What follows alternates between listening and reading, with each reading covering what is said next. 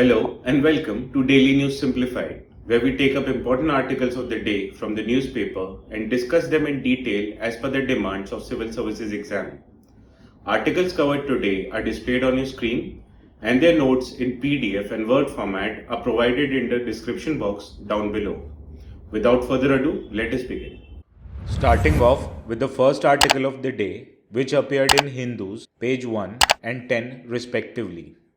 While there are several labor laws, both regulated by the central and the state governments, they do not serve gig workers as most of the aggregators label them as partners, thus removing any employee or employer relationships outside the purview of regulation. This mechanism works well for aggregating platforms since it absolves them of practically any responsibility of providing social security or other benefit to workers.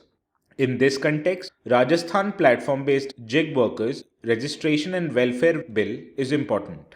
It provides for a stringent provision against errant aggregators. It also aims to establish a platform-based workers welfare board as well as provide unique ID for workers and fines for flouting provisions. Now, this topic is important from GS Paper 3 point of view, where Indian economy and issues relating to planning, mobilization of resources, growth, development and employment.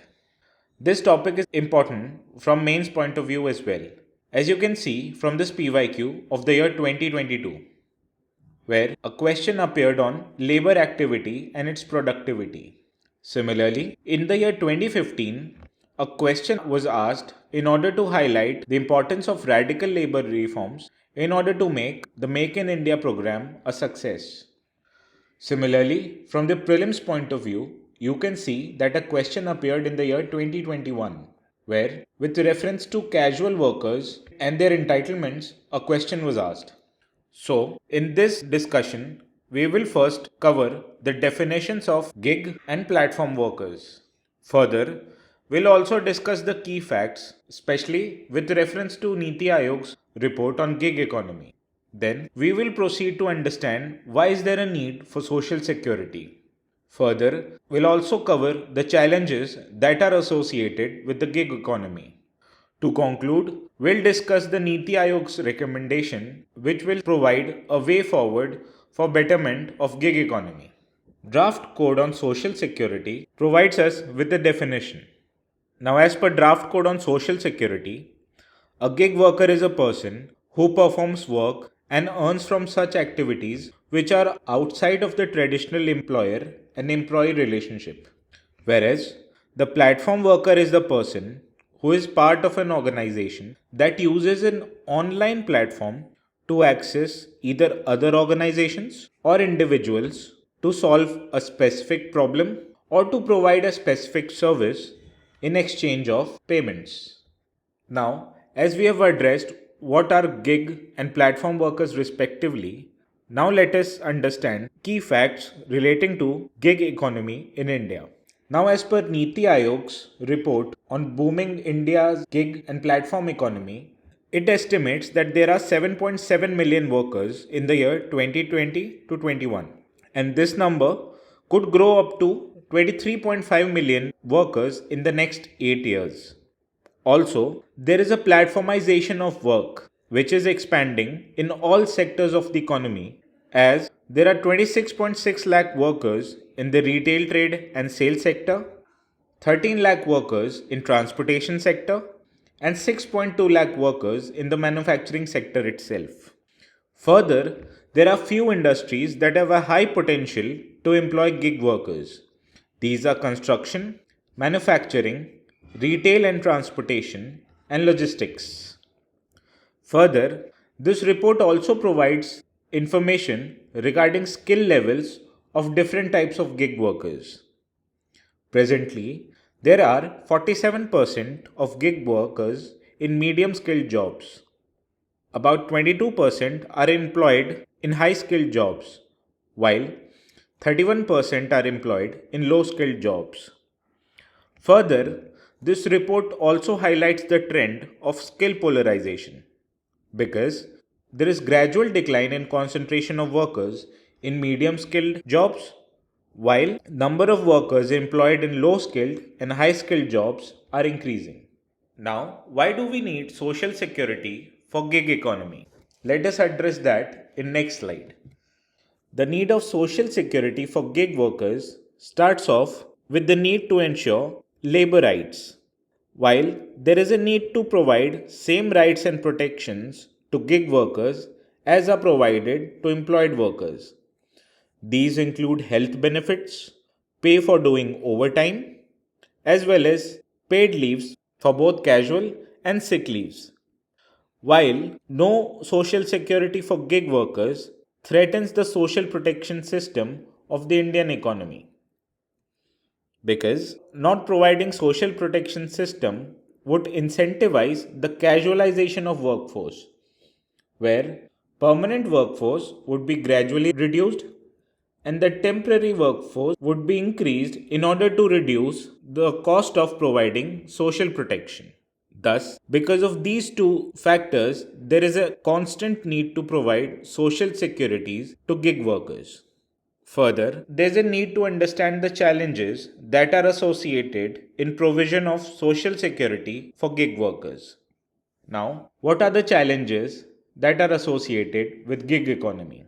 The first is the definition issue, because there is a constant change in methods which are required to secure and organize employment. There are various examples of that. The first can be seen from the methods employed by food aggregators such as Swiggy and Zomato, where a person is employed to only deliver the food products. The second alternative is the methods employed by transportation companies such as Ola and Uber, where a person buys a car, accesses the platform to gain customers, and then drive them around and secure payment for the services. At the outset, there are two different ways. There are other examples as well, such as Urban Clap, where a platform worker accesses the platform to gain customers in order to provide services. The second challenge associated is the complexity in the ecosystem, which makes it difficult to determine who should be liable for payment of employer contributions, as a person can be employed by one or more than one platforms. The third challenge is the cost burden on companies. If the company decides to provide social security to its platform workers, it will reduce the cost effectiveness of the services provided by it. This will force company to provide social security, thus defeating the advantage and efficiency that are associated with sharing economy model. The fourth challenge is that the earnings and payment cycle are fluctuating in nature.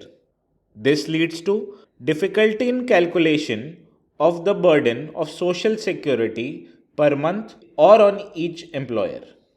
The fifth and probably the most important challenge associated with gig economy is the basis of algorithm functioning. Algorithm functioning leads to stress on the platform workers, which are due to non-transparent ways to evaluate performance as well as monitor the gig workers. This leads to less than desired payments as well as strict provisions that reduces the incentives that the worker wishes to get.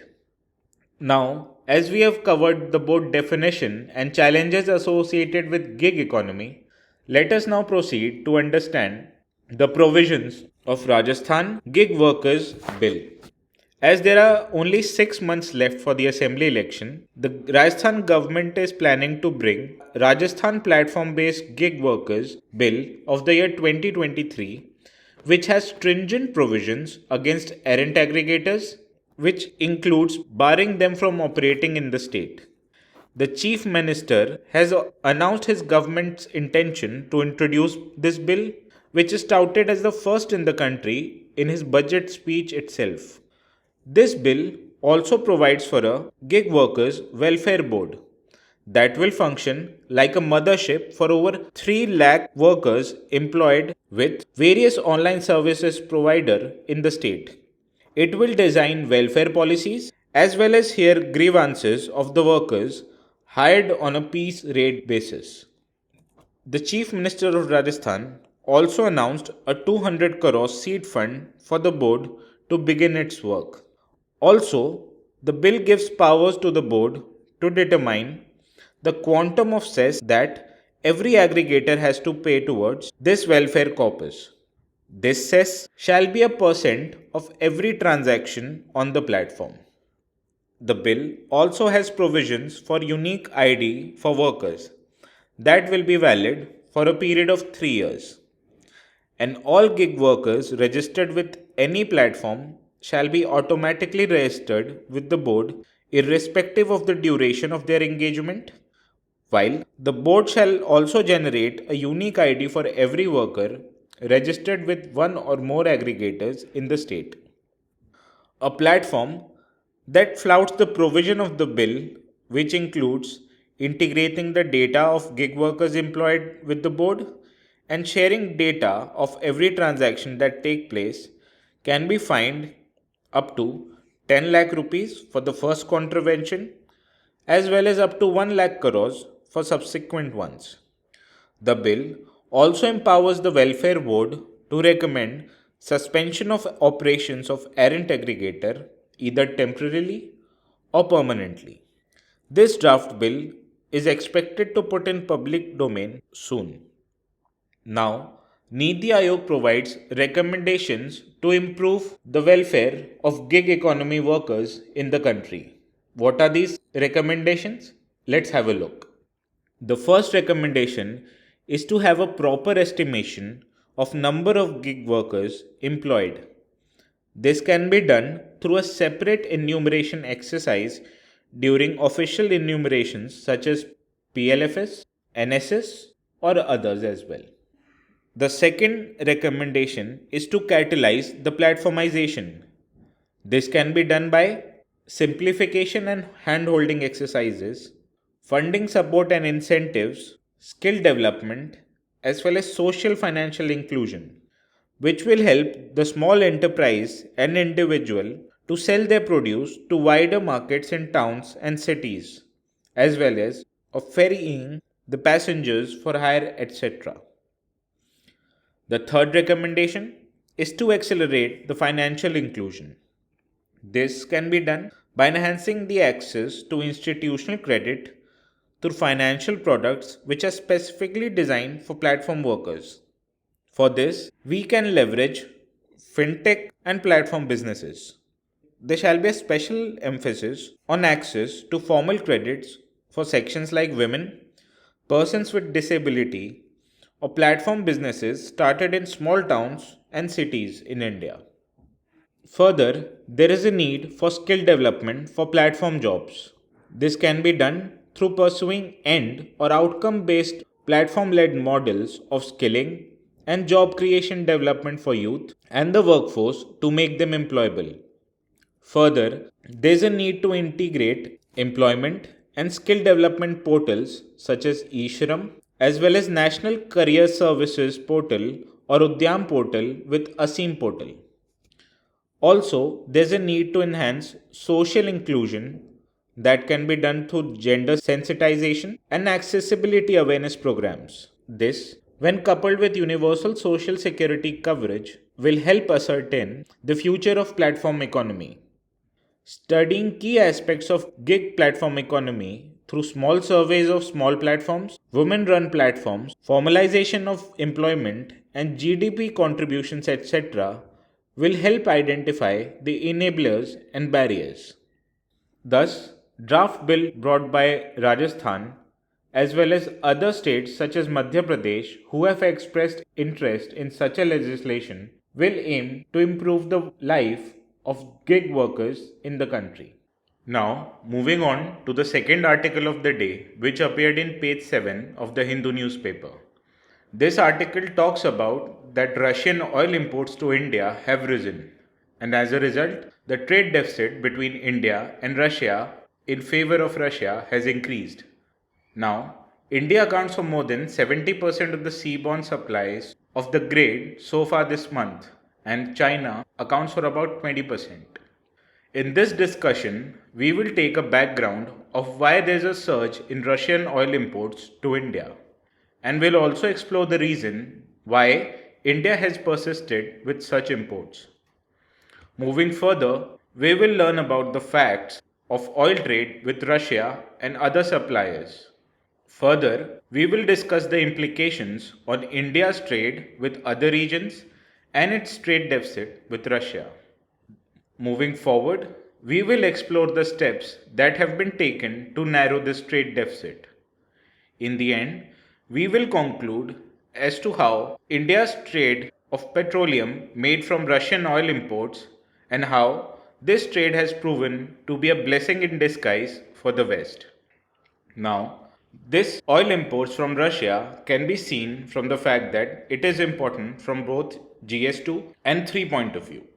Whereas GS2, bilateral, regional, and global groupings, as well as agreement involving India and affecting India's interests is important. Whereas in GS Paper 3, external sector and India's trade deficit with various countries are important. Now, from prelims point of view, we can see that in the year 2020, there was a question on India's trade with Sri Lanka, Bangladesh, and Nepal. Whereas in the year 2015, there was a question on international trade of India and share of merchandise exports, imports of iron, steel, and chemicals, export of services, and overall trade and current account deficit. Before learning about the facts of oil trade, let us take a cursory overview of the background. After Russia invaded Ukraine in February 2022, many Western countries and their companies shunned purchase of Russian crude oil.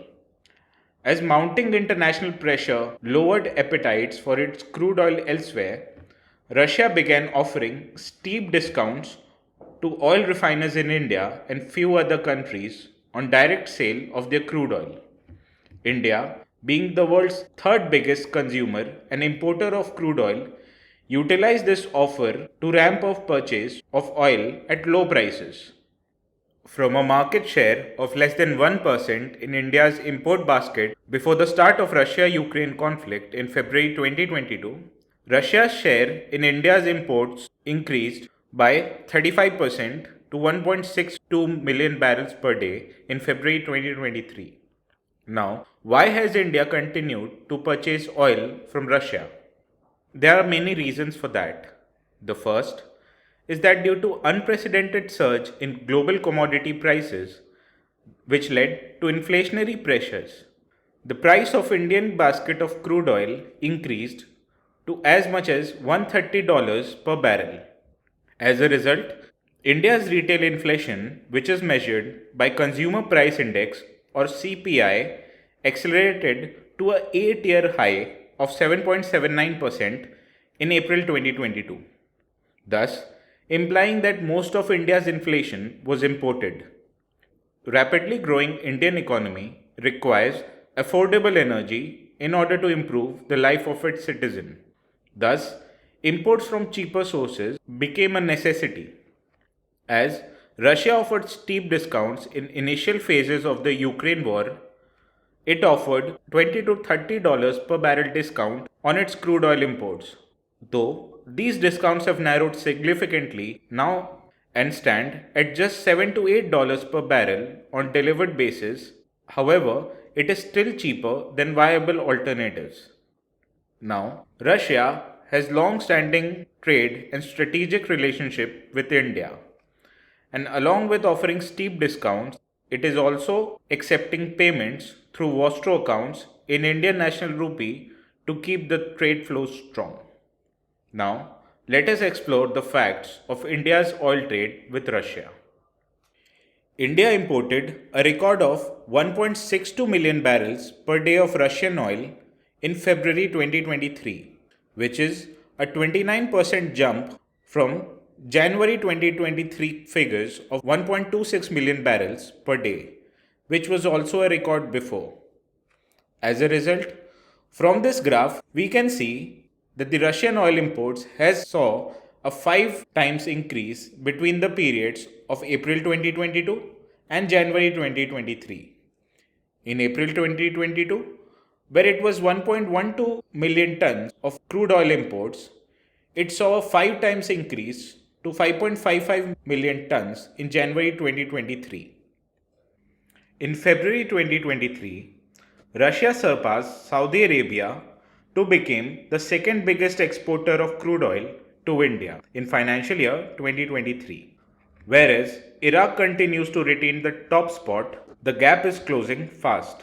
In 4-month period between November 2022 and February 2023, Russia secured the top spot, while shares of Saudi Arabia and Iraq in India's oil export are fast decreasing. The chart on your right shows the share of select top countries in India's crude oil imports in the period between April and February for the past 4 financial years.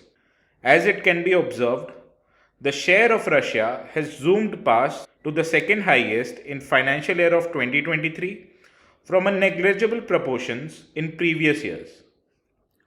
The share of Russia in India's oil trade is now higher than the combined imports from the traditional suppliers, that is Iraq and Saudi Arabia.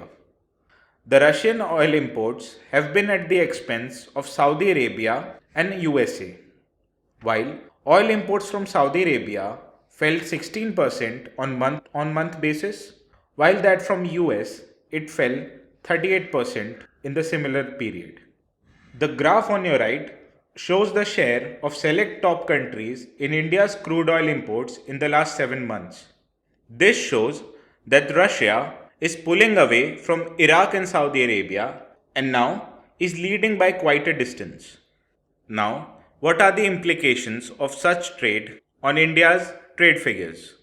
The first implication is that India's oil exports have increased.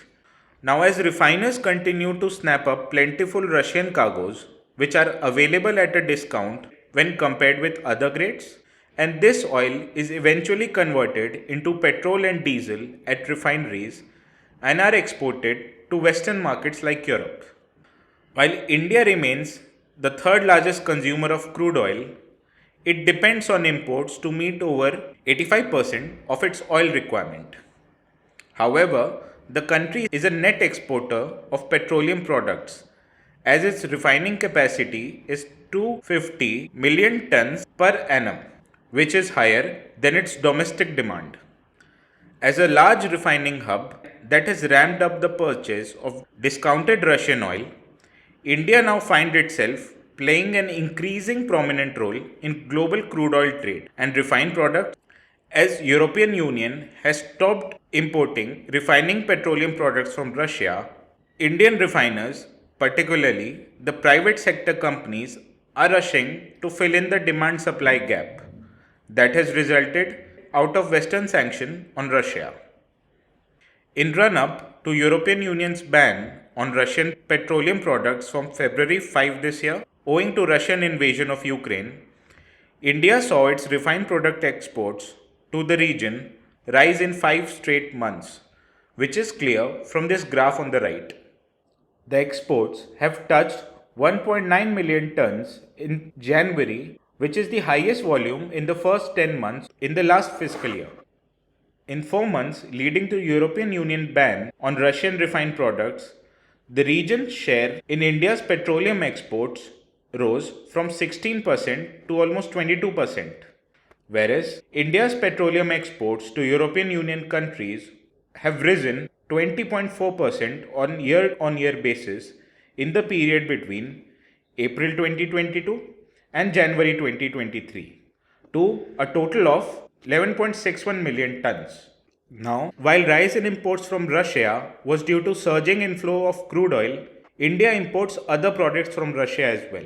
Till February 2023, 50% of India's imports of project goods, that is, input material required in infrastructure projects, were from Russia, whereas close to 30% came in newspaper rolls, fertilizers, and sunflower and cotton seed oil, which came from Russia.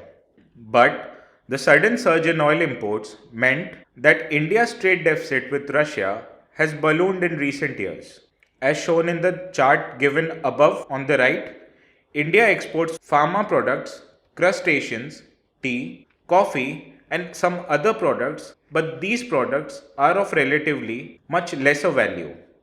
whereas India's deficit with Russia has expanded sevenfold from $4.86 billion between April to January 2021 and 22 to $34.79 billion in the same period, financial year 2023. Of the total value of $37.27 billion of imports from Russia, the two-thirds by value of goods imported from Russia are crude oil. This has resulted into unprecedented surge in India's trade deficit with Russia, which can be seen from this graph below. Now, to make the concept of trade deficit clear, let us understand that countries aim to achieve a balance of trade, which is the difference between the value of exports and value of imports of goods of a country in a given period of time. Balance of trade is said to be in balance when exports equal imports, while surplus balance of trade or trade surplus will arise if a country exports more goods than what it imports, whereas deficit is a situation where country imports more than it exports, which is true in case of Russia. Now, let us understand the steps that have been taken to narrow this trade deficit with Russia. Now, what are the steps that have been taken to narrow this burgeoning trade deficit? India and Russia have agreed to address trade deficit and market access issues because New Delhi has sought to narrow its trade imbalance with Russia. Finding a solution to this imbalance means addressing impediments such as issues of market access, non tariff barriers, and those which are relating to payments and logistics. Now, market access. Russia is potentially now seeking to import more than 500 products from India.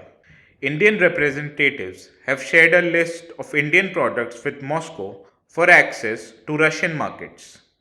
While India and Russia are working on firming up bilateral agreements for promotion and protection of investments, and Moscow is looking at expanding trade ties with New Delhi.